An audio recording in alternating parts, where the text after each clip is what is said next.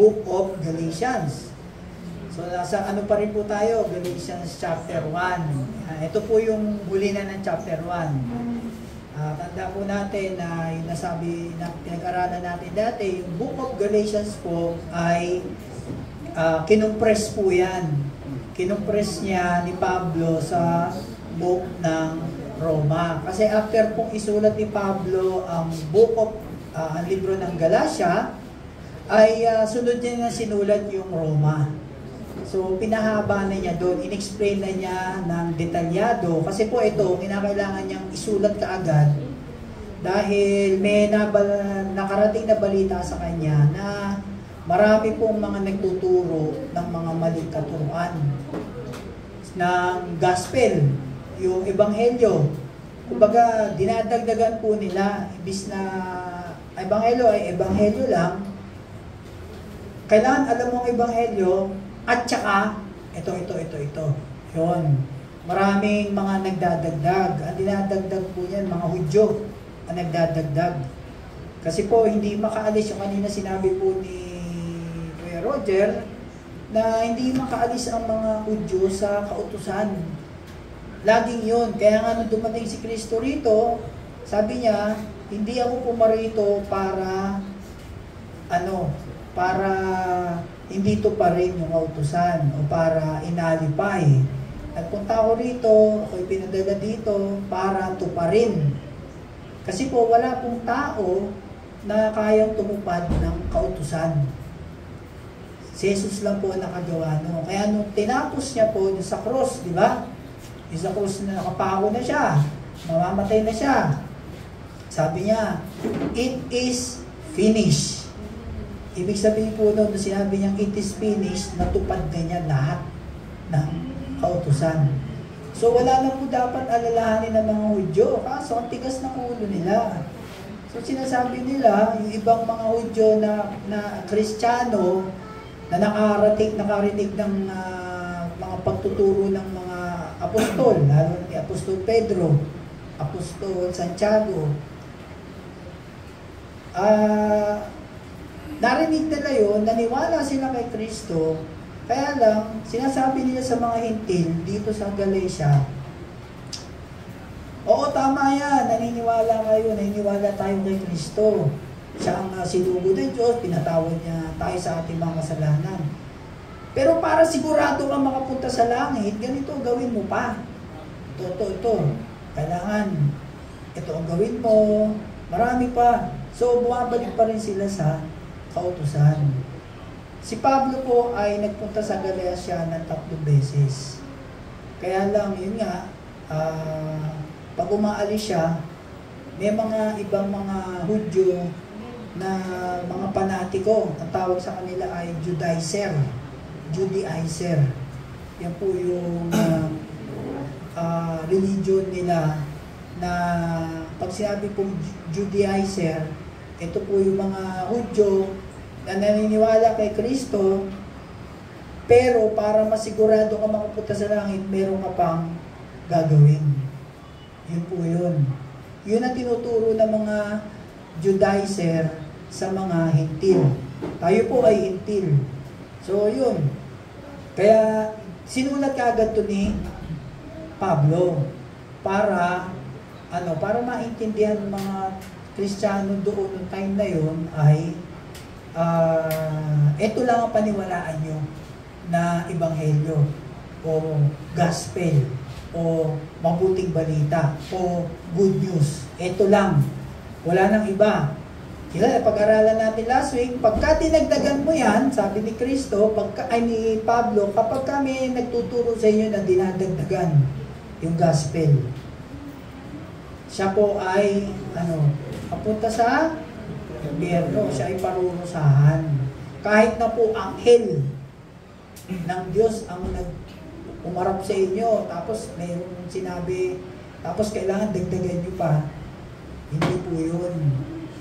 So ano ba yung sinasabi doon? Mag-isang panahon natin, marami pong mga maling katuruan na lumalabas. Kasi biblical po yan, mga kapatid. Sinabi ni Jesus yan, na bago siya dumating, naniniwala ba kayo na si Jesus babalik ulit? Parang hindi Naniniwala ba kayo na si Jesus babalik ulit? Amen. So, sabi niya, sa pagbabalik niya, bago siya bumalik, maraming mga false teachers, maraming mga false gospel ang lalabas. So, yung mga tao, maloloko. Maging yung mga tunay na Kristiyano. Maloloko yan. Kaya natin pinag-aaralan po ito para hindi po tayo maloko. No? Kasi i-try nyo kung ito na naintindihan nyo, tapos umatid kayo sa iba, malalaman nyo na na merong parang may iba dito sa tinuturo na ito. Mati-discern nyo na pagka naintindihan nyo po ito pinag-aaralan natin. So ito po yung title natin, ito yung kasunod na nun, na pinagtanggol po ni Pablo ang kanyang pagiging apostol. Bakit? Kasi marami pong mga Hudyo at mga intinding na hindi naniniwala na siya ay pinadala niya Diyos. Siya ay pinili ng Diyos, siya ay pinili ni Kristo na maging apostol. Pinili siya para ipangaral ang mabuting balita. Ayaw nila maniwala. Bakit? Ano po ang background niyan? Kasi po, si Pablo dati, ang pangalan po niya ay Saul. Saul ang pangalan niya. So, isa siya rin sa mga anak siya ng Pariseo, na isang Pariseo. So, ang ginagawa niya, inuusig niya yung mga Kristiyano. Inuusig niya yung mga nangangaral tungkol kay Jesucristo. Hindi lang niya inuusig, pinapakulong niya, tapos pinapapatay pa niya. Pagka may pinapatay, witness pa siya. So, ang muling nangyaring pinatay si Stephen, yung binato, yung buhay siya habang binabato siya, witness siya doon. Siya pa yung nagsabi na, patay na to. Nung, siguro, pinulsuhan, ganyan. So siya nagsabi, napatay na to. Kaya lang, yun ang sabi niya dito na, yung mga tao, ayaw maniwala sa kanya na, totoo ba na nagtuturo na to? Ito nga yung lumilibot sa mga lugar natin, sa buong Israel para umusig at pakulong at ipapatay yung mga Kristiyano. So, paano magiging apostol yan ni Kristo? So, ayaw nila maniwala. So, kaya pinagtanggol ni Pablo yung pagiging apostol niya. Basahin natin itong medyo mahaba to para mas maintindihan po natin. Sige po, tayo po tayo bilang paggalang sa salita ng Diyos. Galatians chapter 1 verse 10 to 24. Bakit ko sinasabi ito? Dahil ba sa nais kong mapuri ng tao? Hindi. Ang papuri lamang ng Diyos ang tangi kong hinahangad. Sinisikap ko bang magbigay lugod sa tao? Hindi. Kung iyan ang talagang hangad ko, hindi na sana ako naging alipin ni Kristo. Mga kapatid, nais kong malaman ninyo na ang magandang balitang ipinangaral ko ay hindi kata ng tao. Hindi ko ito tinanggap mula sa tao at hindi rin itinuro sa akin ng sino mang tao. Si Jesucristo mismo ang naghayag nito sa akin. Hindi kaila sa inyo kung paano ako namuhay noon bilang kaanib ng reliyon ng mga Hudyo. Walang awa kung inusig ang iglesia ng Diyos at sinisikap na ito'y wasakin. Sa reliyon ng mga Hudyo, nahigitan ko ang maraming kasing edad ko at ako'y lubhang masugid sa kaugalian ng aming mga ninuno. Ngunit dahil sa kagandahang loob ng Diyos, pinili niya ako bago pa ako ipanganak at tinawag upang maglingkod sa Kanya. Nang minabuti niyang ihayag sa akin ang Kanyang anak upang maipangaral ko siya sa mga hentil, hindi ako sumagungguni sa sinumang tao, ni hindi rin ako nagpunta sa Jerusalem upang magpakita sa mga apostol na nauna sa akin. Sa halip, nagpunta ako sa Arabia at pagkatapos ay bumalik ako sa Damasco. Pagkaraan ng 3 taon, pumunta ako sa Jerusalem upang makipag-usap kay Pedro at 15 araw kaming nagkasama. Wala akong nakitang iba pang apostol maliban kay Santiago na kapatid ng Panginoon. Totoong lahat ang isinulat ko sa inyo. Alam ng Diyos na hindi ako nagsisinungaling. Pagkatapos, pumunta ako sa ilang lugar na sa Syria at sa Cilicia. Hindi pa ako kilala noon ng mga mananampalataya kay Kristo na nasa Judea. Nakarating lamang sa kanila ang ganitong balita. Ang dating umusig sa atin ay nangangaral na ngayon ng pananampalatayang dati sinikap niyang masakin. Kaya't nagpuri sila sa Diyos dahil sa akin.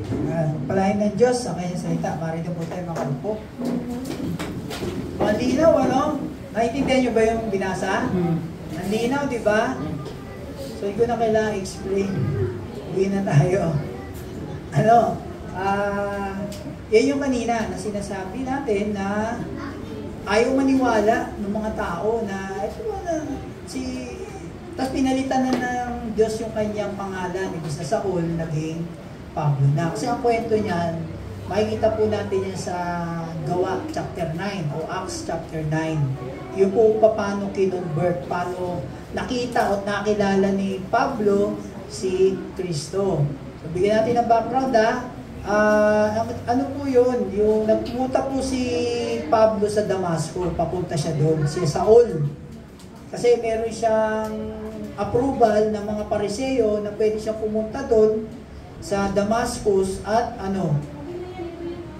hulihin, pakulong yung mga Kristiyano.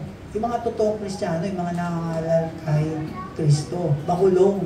Kaso habang papunta sila doon, may isang liwanag na hindi sila makakita, lahat sila nasilaw. Tapos, biglang nagsalita. May narinig si Saul na salita na, Saul, Saul, bakit mo ako inuusig? So sabi ni Saul, sino po kayo, Panginoon? Sabi niya, ako si Kristo. Ganto. So sinabi niya.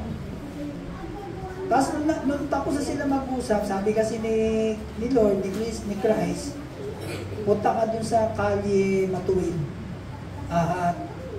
Meron pupunta sa iyo doon ang pangalan Ananias. So pagagalingin ka niya. Kasi nga nabulag, hindi makakita sa sobrang liwanag. So bulag siya, 3 araw siyang hindi kumain. Kasi hindi siya makakain dahil nga wala siyang makita. So ngayon si Lord, sinabi niya kay Ananias, punta ka doon sa kaling Matuwid, meron doon tao na pangalan Saul, pagalingin mo. Alam ni Ananias yung pangalan na yun. Sabi niya, Lord, di ba yan yung taong nagpapakulong at nagpapatay ng mga nangangaral sa iyo? Kaya nga po nagpunta dito yan para hulihin kami. O sabi ni Lord, hindi, pinili ko siya para ipangaral ang aking salita sa mga hentil. Sa mga hentil. So si Pablo, kaya tayo nandito, resulta po tayo ng mga pangangaral ni Pablo. Kasi tayo po ay mga hentil. So yun. Pagkatapos noon, nagpunta si Ananias doon, sabi ni Panginoon, ikaw ay gumaling, makakita. So biglang alam mo yung kaliskis? Yung kaliskis ng isda? May ganun daw yung lumabas sa kanyang mata, parang mayroong nalaglag na kaliskis. So hindi na siya nakakita physically, spiritually, nabuksan yung isip niya. Kaya after nun, nangaral muna siya doon sa mga sinagogue diyan sa Damasco. Nalaman ngayon ng mga Hudyo na yung mga kakampi niya dati, parang nag-iba na to So balak nila ngayon patayin si Pablo. So sinabi na doon ng Diyos na hindi na Saul ang pangalan mo, Pablo na. So yun. So balak nilang patayin. Kasi dati si Pablo, akala niya, yung ginagawa niya ay para sa Diyos. Ginagawa niya yun. Na panatiko siya doon sa relihiyon niya. Ay sabi na doon, di ba, relihiyon niya, ng Hudyo. Panatiko siya. Akala niya, yung ginagawa niya, tama. Na pinapahulong, pinapapatay niya yung nangangaral kay Kristo. Pero nung pinagaling siya na mayroong kaliskis na nalagdag sa kanyang mata, hindi na siya nakakita ng physical, pati spiritually, nabuksan yung isip niya, mata niya. na si Kristo nga ay Diyos. Siya'y pinadala ng Diyos para tayo ay iligtas sa ating mga kasalanan sa pamamagitan ng kanyang biyaya at tayo ay maniwala lang doon. Yun lang yung kailangan, wala nang gawa. Wala ka nang, hindi ka naman magpipinitensya, hindi ka na lalakad ng maluhod, hindi ka na magnulubinan ng paulit-ulit, hindi na, maniniwala ka lang doon sa ginawa ni Kristo. Naintindihan niya yun. Kaya nangangaral siya ngayon.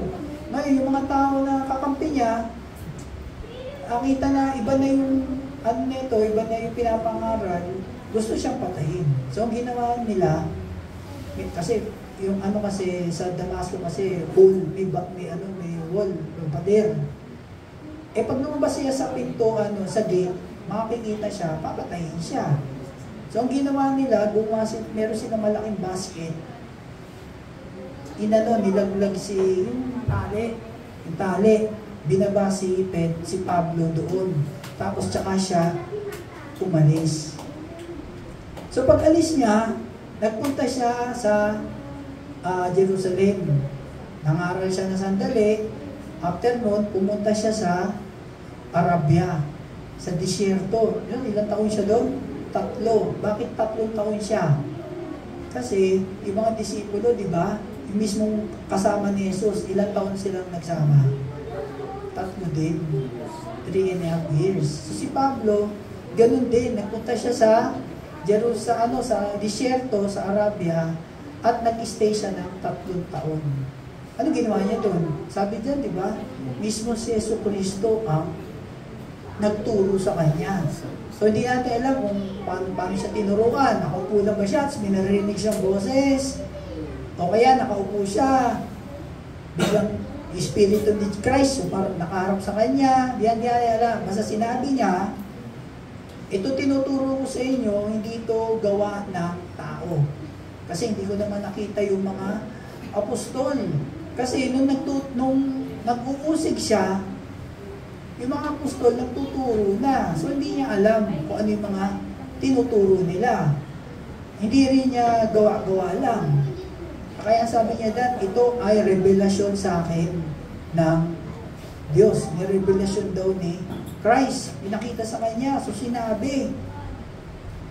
So, tinuruan siya ng 3 taon. So, after noon, bumalik siya sa Jerusalem. Nakipagkita siya, naghanap siya ng disciple kasi, ang sabi niya, 3 taon ako dito, tinuruan ako ni Jesus, kailangan makakita ako ng mga nakasama niya. Para siguraduhin ko na, totoo yung sinasabi sa akin. So, nakita niya doon si Pedro. So, nag-stay siya ng 2 linggo. So, ang ginawa niya, usap sila. Tinanong niya, totoo ba to? Pedro, ito. So, kinonfirm lahat ni Pedro yun. Sabi niya, totoo lahat yan. O pagkatapos, umalis na siya, nakita niya ulit yung half-brother ni Jesus, si James, si Santiago. So, yun lang yung nakita niya. Tapos, nangaral na siya. So, yun po yun yung kwento niya na ba't kami maniniwala dyan na tinawag ng Diyos yan, umusig nga yan dati. So, ayaw nila maniwala. So, nagpinagtanggol ni Pablo yung kanyang sarili. Kaya makikita natin, merong sinasabi dito na according to my gospel. Merong 3 verse po na sinabi si Pablo na according to my gospel. Ito tinuturo ko ay galing kay Jesus. Kasi po marami pong klase ng gospel, mga kapatid. Ang mga Mormons may gospel, ang mga iglesia may sariling gospel, lahat na reliyon may sariling gospel. Kaso ang tanong, ano ba talaga yung tunay na gospel? Lahat sila may Jesus. Kilala nila si Jesus lahat. Iba't ibang klase ng reliyon. Kaso ang tanong, sino ba talaga yung Jesus na kilala nila? Ito ba yung Jesus na nasa Biblia? Diba? So sinasabi ni Pablo, paniwalaan niyo yung sinasabi ko. Kasi ito yung gospel na sinabi ng Diyos sa akin, yung mabuting balita na sinabi ni Kristo sa akin. So ano-ano yun? Ayan, 3 yan. Sabi niya sa 2 Timothy 2:8. Alalahanin mo si Hesukristo ang muling binuhay at nagmula sa angkan ni David ayon sa magandang balitang ipinangaral mo. Ayan, sa English, according to my gospel. Sa Roma, ganun din. Ayon sa magandang balitang aking ipinapangaral, gayon ang mangyayari sa araw ng mga lihim ng mga tao'y nahatulan ng Diyos sa pamamagitan ni Kristo Jesus. Ito ulit, on the day, according to my gospel, God will judge the secrets of mankind through Jesus Christ. So, kaninong gospel ba dapat tayo maniniwala? Sa gospel ni Paul. Kasi diyan tayo hahatulan sa gospel na pinapangarap niya. Mamaya explain natin kung ano yung gospel niya para maintindihan natin. Actually, sinabi ko na kanina yun eh. Pangatlo, purihin ang Diyos na makapagpapalakas sa inyo sa pamamagitan ng magandang balita tungkol kay Hesukristo na ipinapangaral ko. Ang magandang balitang iyan ay isang hiwagang na itago sa loob ng mahabang panahon. Ayan, isang mahiwaga daw na itago sa mahabang panahon. Kasi hindi po alam nito yung 12 apostol ni Jesus. Imahinas na natin si Judas. Ipalit natin si Matias. Hindi po alam ng mga ng 12 itong pinapangaral ni Pablo. Iba po yung gospel ng mga apostol at iba yung gospel na pinapangaral ni Pablo. Natatandaan nyo ba yun? Pinag-aralan natin yun remember nyo pa? So ano sabi niya? Now to him who is able to establish you according to my gospel and the preaching of Jesus Christ, according to the revelation of the mystery which has been kept secret for long ages past. Ayun po yung gospel ni Paul na hindi po alam ng mga apostol dati. Ito po yung gospel of God's grace. Hindi po ito yung gospel of the kingdom of God. Iba po yun. Ito po yung gospel of God's grace. Ano ba yan? Itinuro ni Jesus ang gospel of God's grace. Ayan yung gospel niya na tinuturo. Mamaya paliwanag natin kung ano yung gospel of God's grace. So si Jesus, tinuro niya rin yan. Ito yung mga katunayan. Ito po yung Luke chapter 50 verse 11 to 32. Ito po yung kwento tungkol sa parable of the prodigal son. Alam niyo po ba yun? Sila ang alam nun. Parable of the prodigal son. Ito yung ginawa niya. May dalawang magkapatid, yung bunso. Sabi niya sa tatay niya, "Tay, bigay mo na nga sa akin yung mana ko." Buhay pa yung tatay. So binigay. Ano nangyari? Lustay. Umalis siya, naglustay siya ng pera. Ngayon, nung naubos na yung pera niya, nagkaroon ng tagutom doon sa lugar. Wala siyang makain. Yung mga kaibigan niya, tinakbuhan siya. Kasi kilala lang siya pagka meron siyang pera. Kayo ba may kilala gano'n? May kaibigan kayo dahil may pera kayo? Pag wala na kayong pera, wala na. Wala na. At gano'n, di ba? So wala siyang pera, tinakbuhan siya ng mga kaibigan niya. Napunta siya dun sa yung sa baboy, yung kainan ng baboy. Kakainin niya yung kinakain ng baboy, yung kaning baboy. Kaya ba kainin yun? Kayo, kaya nyo kainin? Ha? Kaya kainin? Hindi kayo sumasagot eh. Baka kaya nyo siguro. So yun, no? Hindi niya matiis. Tapos naisip niya, babalik na lang ako sa tatay ko. Buti pa yung mga alipin niya, nakakain ng 3 beses sa araw, maganda yung tulugan. So pag bumalik ako, sasabihin ko sa tatay ko, "Tay, hindi Hindi mo na ako karapat-dapat na maging anak. Magsisilbi na lang ako sa iyo. So yun ang ano niya. Yun ang ginawa niya. Pero ano ginawa ng tatay? Nung nakita pa lang siya parating, tumakbo at niyakap siya, binigyan siya ng robe, binigyan siya ng singsing, binigyan siya ng sandalyas. So yung pagiging suwail niya, hindi pinansin ng kanyang tatay. Kung mapapansin nyo, pag binasa natin to, ang sabi niya doon, babalik ako doon at sasabihin ko, ay, hindi na po ako karapat-dapat na maging anak nyo. Gawin niyo na lang ako maging, gawin niyo na lang akong alipin. Pero doon sa susunod na pag nung nakita niya, hindi niya sinabi yun. Atin maiksi. Ito na lang. Verse 20. Ito. Verse 19. Hindi na po ako karapat-dapat sa natawaging anak ninyo, ibilang na lamang ninyo ako isa sa inyong mga alila. Ito muna, 18 pala. Ito. Babalik ako sa aking ama at sasabihin ko sa kanya, Ama, nagkasala po ako sa inyo, sa Diyos at sa inyo. Hindi na po ako karapat-dapat na tawaging anak ninyo, ibilang na lamang ninyo ako isa sa inyong mga alila. Ito. At siya'y nagpa siyang uwi sa kanila. Malayo pa yung natanaw na siya ng kanyang ama, at dahil sa matinding awa ay patakbo siyang sinalubong, niyakap at hinalikan. Sinabi ng anak, Ama, nagkasala po ako sa Diyos at sa inyo, hindi na po ako karapat-dapat na tawaging anak ninyo. Ngunit tinawag ng ama ang kanyang mga alila, Dali, kunin ninyo ang mga pinakamagandang damit at bihisan ninyo siya. Suotan ninyo siya ng singsing at ng sandalyas.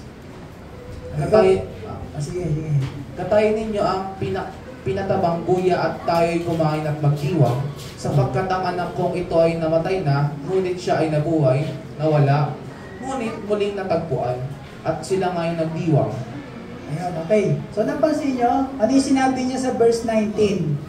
Ama, patawarin, nagkasala po ako sa Diyos at sa inyo, hindi na po ako dapat na tawagin yung anak. Gawin niyo na lang po akong alipin. Pero nung nakita na niya, yung tatay niya, sinuotan siya ng damit. Sinabi pa niya ba yun? Ano lang ang sinabi niya? Kasala ako sa inyo. Iyon lang ang sinabi niya. Nagkasala ako sa Diyos at sa inyo. Hindi niya sinabi yung gawin niyo na lang po akong alipin. So wala nang gawa. Ito po yung biyaya ng Diyos. Yung grasya niya. Kasi binigyan na siya ng ngunit tinawag ng ama ang kanyang isa. Siguro hindi na niya pinatapos yung sasabihin ng anak niya. Tinawag na kagad niya, dali, kunin niyo pinakamagandang damit. So wala na siyang ginawa para maging anak ulit siya. Hindi na siya naging alipin. So wala na siyang ginawa. Sinabi lang niya, humingi na siya ng tawad. Tapos yung tatay niya, madali na, suotan nito ng damit, bigyan ng singsing, bigyan ng sandals, ganyan. Yun po yung biyaya ng Diyos. Wala ka nang kailangan gawin. Kailangan mo lang lumapit ng may pagkumbaba sa Diyos. No? Dalawa yan. Meron pa isang verse. Yung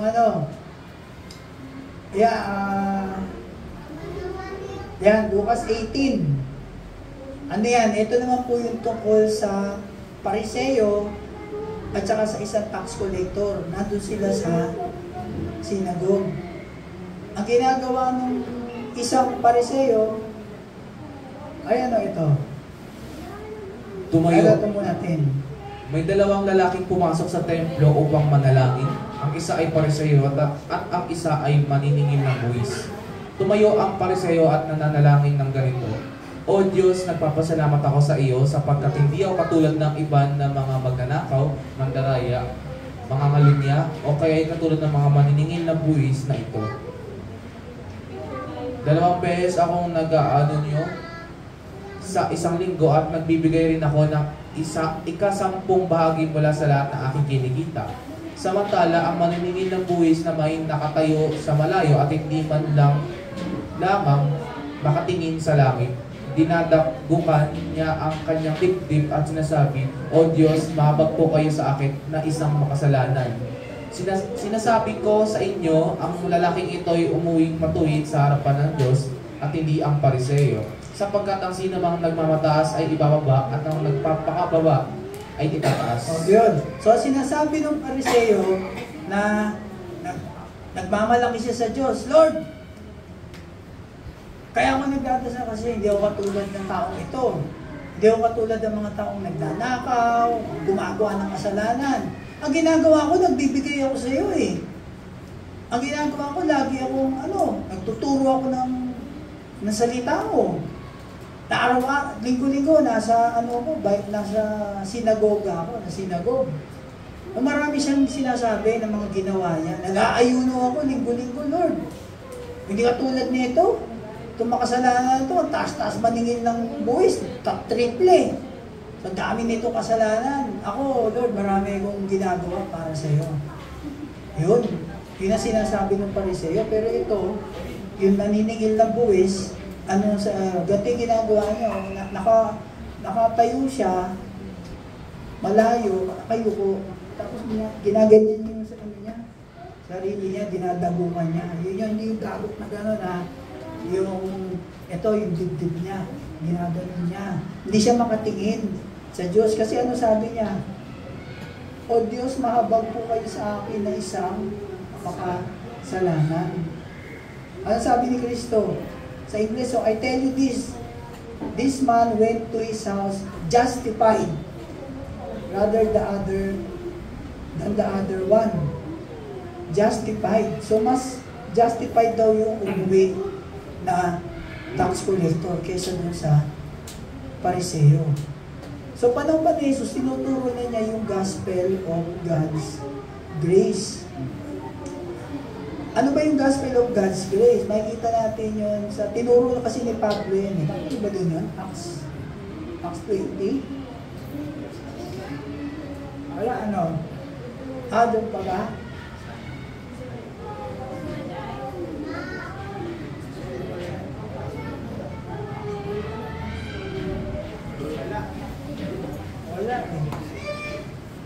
Wala. Ang nakalagay kasi, ito kasi Acts 15, ito yung nakita ni Pedro. Sabi ko kanina, iba po ang gospel ni Pedro at iba ang gospel ni Pablo. So nakita ni Pedro na ito yung pinwento niya dito na kailangan sundin na natin yung sinasabing gospel ni Pablo. So nangaral ang mga disipulo sa mga Hudyo lang kasi yun ang bilin ni Jesus. So kayo mangaral sa mga Hintil. Sa sa mga Hudyo lang. Pero pinili nga si Pablo para mangaral sa mga Hintil. Kaya ayan sabi ni Pedro, ito, sumasampalataya tayo na tayo naliligtas sa pamamagitan ng kagandahan loob na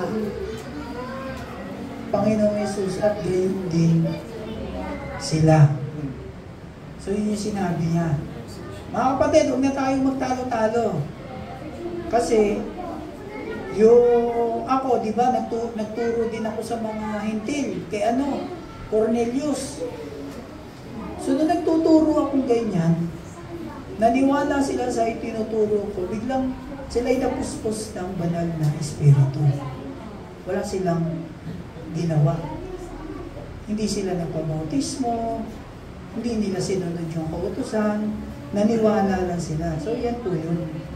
Yan yung sinasabi na bakit natin nahadlangan ng mga Hudyo na maniwala kung ano yung nakita rin natin, kung ano yung paniniwalaan natin. So yun po yung ibig sabihin yan.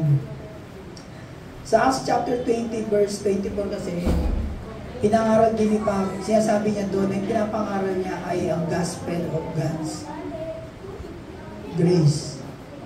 So ito po yung 3 punto, 4 na punto na pagdidepend, pagtatanggol ni Pablo para na siya ay pinili ng Diyos para maging apostol.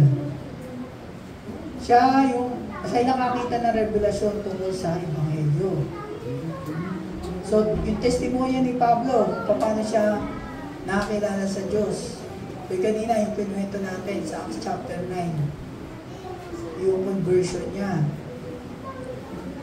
Tapos siya nagpunta siya sa Arabia ng 3 taon, one-on-one, na pag-aaral ni Pablo tungkol kay Kristo. Tapos pangatuli, nakipagkita si Pablo kay Pedro para i-confirm kung ito ba yung mga tinuro sa inyo ni Jesus. So yun po yung kanyang ginawa. Ngayon, maging si Pedro ay tinuro din niya yung gospel of God's grace. Yun yun, kanina yung Acts chapter 15. Sinabi niya na maniwala ka lang. Wala ka nang kailangan gawin. So, kinumpirma ni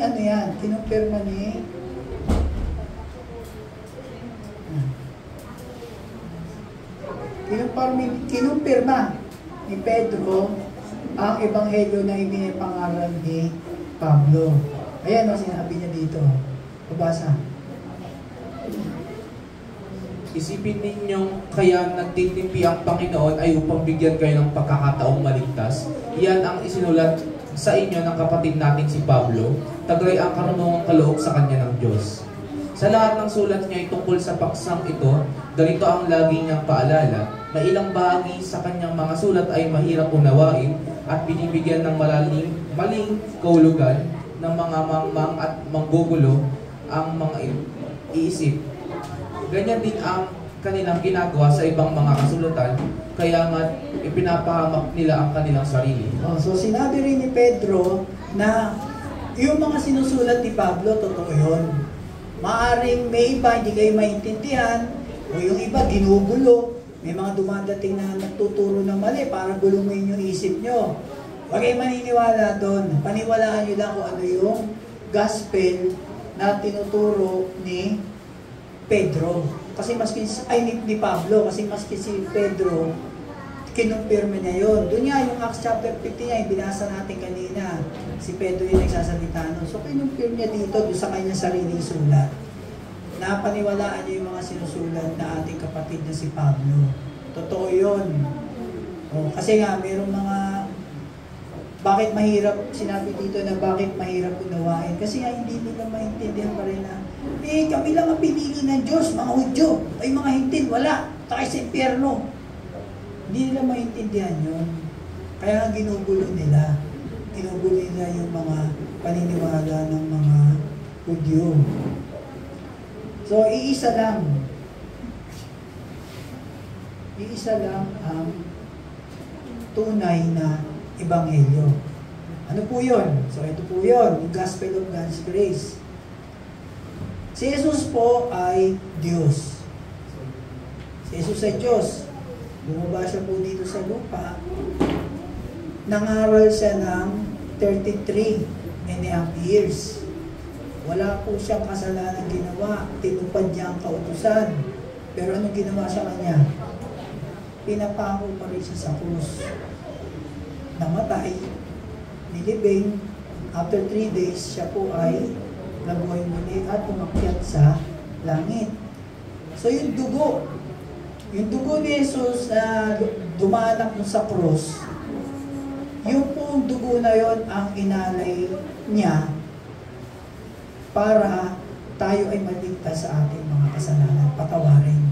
Kasi ang mga Hudyo dati, taon-taon nagpapatayan na ang tupa, inaalayan para patawarin sila sa kasalanan nila. Taon-taon. Pero ito, si Kristo, isang alay na lang, siya na lang. So yung dugo niya ang naglinis sa ating mga kasalanan. Maniniwala ka lang doon. Yung lang ang sinabi. Maniniwala ka lang.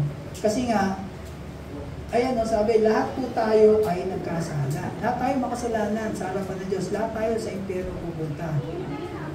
Pero, dahil nga sa mahal ng Diyos sa tao, yung kanina binasa natin kay Pedro, ang context po nun, sabi niya, huwag kayong mainip na Diyos, di naman totoo yung sinasabi niya. Kasi ang isang araw sa Diyos, 1,000 years sa tao. Bakit ganon? Kasi binibigyan ng Diyos ang pagkakataon na ang tao ay magsisi. Yun lang yun. Kaya hindi pa siya bumabalik. Kasi binibigyan niya ang tao na pagkakataon na magsisi. So, yan po yun. Na ang gagawin lang po natin ay magsisi sa ating mga kasalanan. At paniwalaan na yung dugo ni Jesus ay luminis, naglinis na sa ating mga kasalanan. Paniwalaan natin yung tinapos niya sa krus. Paniwalaan natin yung ginawa niya. Yun lang po gagawin natin. Kahit sa inyong personal, sabihin niyo lang, Panginoon, patawarin niyo ako. Sabi ng tax collector, patawarin niyo ako isang makasalanan. Naniniwala po ako sa tinapos na gawa mo. Lord, sa dugo mo, ako po ay pinatawad mo na. Yun lang po gagawin, wala na iba. Actually, libre na po yan eh. Diba libre? Pagka kayo ba binigyan ng regalo, di nyo kukunin? Ha? Oo, promo pa yan. Promo kasi darating yung panahon na mawawala na po yung God's grace. Pag nawala po yung God's grace, ang kaligtasan po ay hindi lang paniniwala, kundi gagawa ka na rin. So hanggat ayan pa, hanggat may promo pa, kuhanin mo na. Habang discounted. Oo, habang hindi discounted promo. Habang may promo pa, kunin mo na. So yun lang po, yun po ang ibig sabihin ng gospel. Kaya pag may nagturo sa inyo na ito yung gospel, si Kristo namatay, nabuhay muli, napunta sa langit, sa dugo yan, nilinis yung mga kasalanan mo. Pero kailangan mo rin magpabautismo. Pero kailangan mo, linggo-linggo, nasa church ka. Kailangan, nasa Bible study ka, kailangan magbabasa ka ng Bible, kailangan dahil gawa, ano? So, hindi lang yun, hindi nakasama yun. Kasi bakit? Sabi nga natin dati, yung paggawa mo ng mabuti, resulta na lang yan ng pagiging Kristiyano mo. Hindi ka gumagawa ng mabuti para sigurado ka makapunta sa langit. Kundi gumagawa ka ng mabuti dahil naging mabuti sa iyo ang Panginoon. Nagets nyo? Naging mabuti sa iyo ang Diyos, kaya ako gumagawa ng mabuti. Resulta na lang po yan ng pagiging Kristiyano natin. So yun lang po, I hope na naintindihan po natin, maging ating mga visitors, yun po yung gospel. Yung tungkol po sa tinapos na gawa ni Jesus at sa kanyang dugo, nilinis niya yung kasalanan natin.